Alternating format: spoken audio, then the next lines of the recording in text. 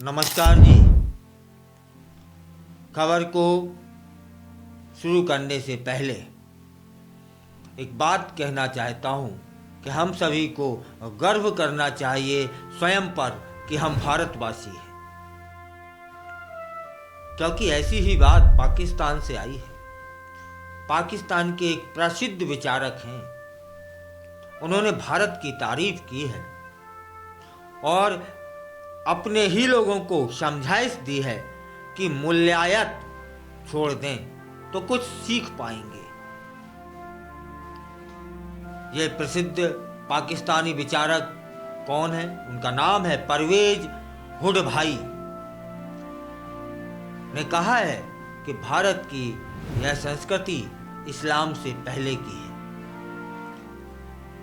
तब उनका गणित बहुत अच्छा हुआ करता था और उनके द्वारा दी गई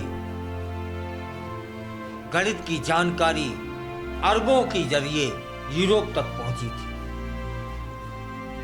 विज्ञान के मामले में भारत, चीन, मिस्र और ग्रीस ही आगे थे उस जमाने में। 6000 साल पहले भी भारत में विज्ञान और गणित पर काम हो रहा था।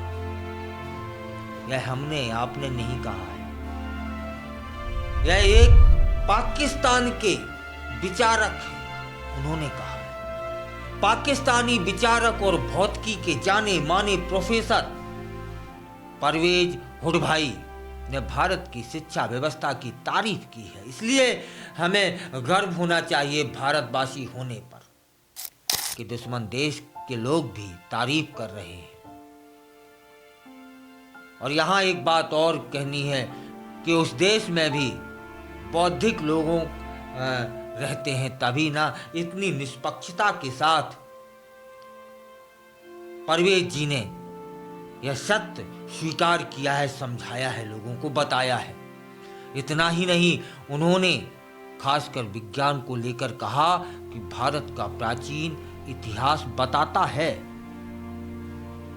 कि वे गणित और विज्ञान में अच्छी स्थिति में थे 6000 वर्ष पहले भी।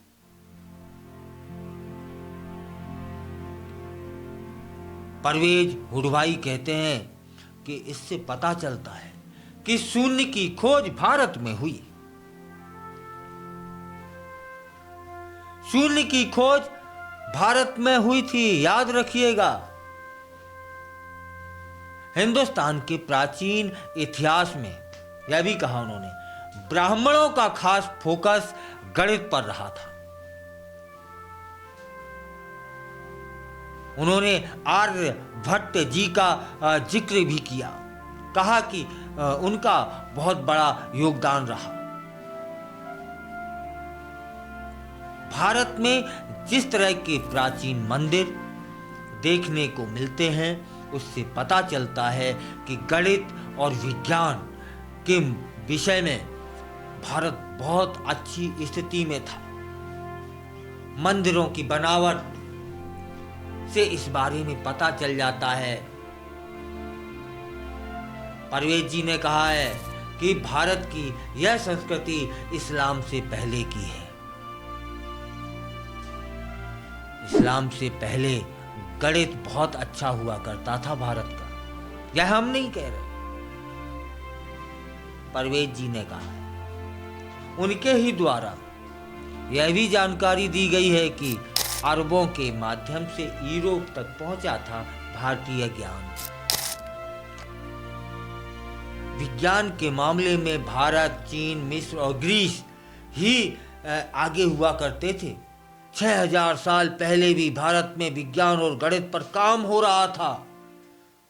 उस समय यूरोप अंधकार में था, तब भारत गणित और विज्ञान पर काम कर रहा था, जब पूरे यूरोप में अंधकार जैसा था। पाकिस्तान में विज्ञान को कैसे बढ़ावा दिया जा सकता है, यह भी जब उनके सामने सवाल आता है तो परवेज हुडभाई कहते हैं कि इसके लिए हमें मूल्यायत छोड़नी होगी, माने कट्टरपन। हमें हर चीज में धर्म नहीं तलाशना चाहिए, मतलब परवेज जी कह रहे हैं कि जो मूल्यायत है छोड़नी होगी, मतलब जो कट्टरपन है वो हमें छोड़ना पड़ेगा, तभी हम विज्ञान में आगे कोई खोज कर सकते हैं, आगे बढ़ सकते हैं। और हर विषय पर धर्म को बीच में ला देना, यह हमें छोड़ना होगा। उन्होंने कहा यहाँ लोगों का एक बड़ा वर्ग कहता है कि हमारे पास कुरान है, उसमें सब कुछ लिखा है, इसके अलावा हमें किसी और चीज की जरूरत नहीं है। परवेज जी को तार्किक शिक्षाविद माना जाता है। उन्होंने कई मशहूर किताबें लिखी हैं और इतिहास का भी गहराई से अध्ययन किया है। भौतिकी के प्रोफेसर हैं वे। उन्होंने यह भी कहा कि भारत में भी कट्टरपंथी हैं, लेकिन उनका असर शिक्षा पर नहीं दिखता। उन्होंने कहा कि भारत में शिक्षा वैश्विक स्तर की है। अगर पाकिस्तान को कुछ अच्छा करना है तो उसे अपनी शिक्षा में सुधार करना होगा। यहाँ भी भारत की शिक्षा की तारीफ करे बिना परवेज जी रह नहीं पाए। इस दौरान उन्होंने मुगल काल का भी जिक्र किया।